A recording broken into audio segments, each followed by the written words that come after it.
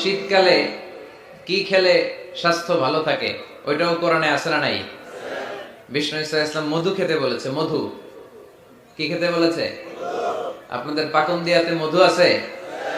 মৌচাক ঢিল মারেন? ঢিল মারেন নাকি? ঢিল মারলে কিন্তু কামড়ায় 12টা বাজবে। মধু খাবেন। আল্লাহ রাসূল সাল্লাল্লাহু আলাইহি ওয়াসাল্লাম মধু খেতেন।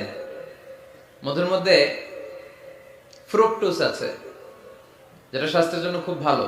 ফ্রুকটোজ, মধুর মিষ্টি খুব একটা ক্ষতি করে না, যেহেতু এটাতে আছে ফ্রুকটোজ। ফলমূল খাবেন, এটার মিষ্টিটাও ক্ষতি করে না, এর মধ্যে আছে সুক্রোজ। আর যে চিনি খাই এটার মধ্যে আছে গ্লুকোজ। তো গ্লুকোজটারে একটু সরাইয়া সুক্রোজ আর ফ্রুকটোজ খাইতে হবে। মধুর মধ্যে আল্লাহ তাআলা এই ফ্রুকটোজ দিয়ে দিলেন।